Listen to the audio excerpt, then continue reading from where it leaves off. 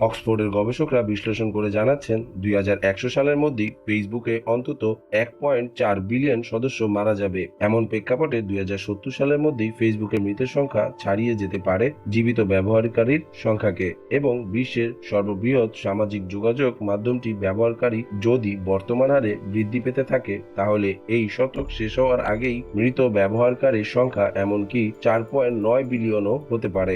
গবেষণার ক্ষেত্রে সম্ভাব্য দুটি দৃষ্টিপট চিন্তা করা হয়েছে এবং গবেষক দলটির বিশ্বাস প্রকৃত ভবিষ্যৎ বাস্তবতা এই দুইয়ের মাঝামাঝি কিছু হতে পারে। প্রথম সম্ভাব্য দৃষ্টিপথের ক্ষেত্রে ধরে নেওয়া হয়েছে যে 2018 সালের শেষ পর্যন্ত ফেসবুকে যে পরিমাণ ব্যবহারকারী ছিল, পরবর্তীতে তার অধিক আর কোনো নতুন ব্যবহারকারী যোগ হবে না। সেক্ষেত্রে এই শতাব্দী শেষ হওয়া পর্যন্ত ফেসবুকের মৃত প্রোফাইলের 44% আসবে এশিয়া থেকে, এবং এসব মৃত প্রোফাইলের প্রায় অর্ধেকই আবার আসবে ভারত ও ইন্দোনেশিয়া থেকে।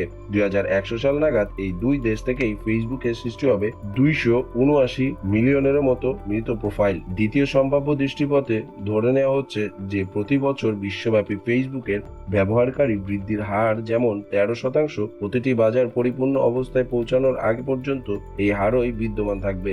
সেক্ষেত্রে মৃত প্রোফাইলের সংখ্যায় আফ্রিকাও পেছন থেকে এসে এশিয়াকে ধরে ফেলবে। সবচেয়ে বেশি পরিবর্তন ঘটবে নাইজেরিয়ার ক্ষেত্রে।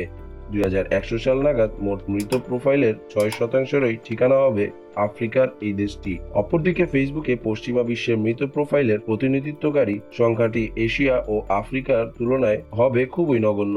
একমাত্র যুক্তরাষ্ট্রই থাকবে সর্বোচ্চ মৃত প্রোফাইলের আবাসস্থলের তালিকায় সেরা 10-এ। গবেষক দলটি এই সম্ভাব্য দুই ভবিষ্যৎবাণীর ক্ষেত্রে প্রধানত ব্যবহার করেছে জাতিসংঘ প্রণীত তথ্য, যারা প্রতিটি দেশের বয়সভেদে মোট জনসংখ্যা ও সম্ভাব্য মৃতের পরিমাণ প্রকাশ করে থাকে। এছাড়া গবেষণায় ব্যবহৃত হয়েছে ফেসবুকের অডিয়েন্স ইনসাইটস ফিচারও, যা থেকে জানা যায় প্রতিটি দেশ ও বয়সভেদে নতুন ব্যবহারকারীর বৃদ্ধি সম্পর্কে। এখন অনেকের মনেই প্রশ্ন জাগতে পারে, এই দেশে গবেষণাটি করা হলো এবং এর মাধ্যমে 2100 সাল নাগাদ ফেসবুকের সম্ভাব্য মৃত প্রোফাইলের সংখ্যা সম্পর্কে একটি আন্দাজ পাওয়া গেল। এর মূল তাৎপর্য কি, অর্থাৎ এই গবেষণার তথ্য আদতে কি কাজে লাগবে, সে ব্যাখ্যাও দিয়েছেন গবেষণা পত্রটির প্রধান রচয়িতা কার্ল উইম্যান।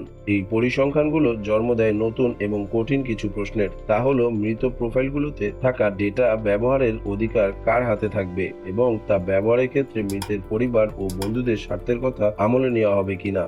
এছাড়া আরো একটি গুরুত্বপূর্ণ প্রশ্ন হলো, ভবিষ্যৎ ইতিহাসবিদরা অতীতকে জানার ও বোঝার ক্ষেত্রে এসব ডেটা কতটুকু কাজে লাগাতে পারবেন। সামাজিক ধাপ থেকে আমরা কেবলই এই প্রশ্নগুলো করতে শুরু করেছি এবং এখনো আমাদের অনেক দূর পথ অতিক্রম করা বাকি। আমাদের ডিজিটাল দেহাবশেষের ব্যবস্থাপনার বিষয়টি সামাজিক যোগাযোগ মাধ্যমের সাথে সংযুক্ত রয়েছে, এমন প্রতিটি ব্যক্তিকেই প্রভাবিত করবে, কেননা একদিন আমরা সকলেই মারা যাব, কিন্তু ফেসবুকে আমাদের ডেটাগুলো থেকে যাবে। তাছাড়া সামগ্রিকভাবে ফেসবুকের মৃত প্রোফাইলের সংখ্যাটি আরো বড় কিছুরও ইঙ্গিত দেয়, কেননা আর কিছু না হোক, এগুলো অন্তত আমাদের বৈশ্বিক ডিজিটাল ঐতিহ্যের একটি গুরুত্বপূর্ণ অংশে পরিণত হবেই। তো বন্ধুরা, আমাদের আজকের এই ভিডিওটি যদি আপনাদের ভালো লেগে থাকে তাহলে ভিডিওটি লাইক করতে পারেন, এবং আপনারা যদি রোমাঞ্চ, রহস্য ও প্রযুক্তিগত ভিডিও দেখতে পছন্দ করে থাকেন তো আমাদের চ্যানেলটি সাবস্ক্রাইব করে পাশে থাকা বেল বাটনে প্রেস করে দিন। তো দেখা হচ্ছে নেক্সট ভিডিওতে, ততদিন পর্যন্ত ভালো থাকবেন। আল্লাহ হাফেজ।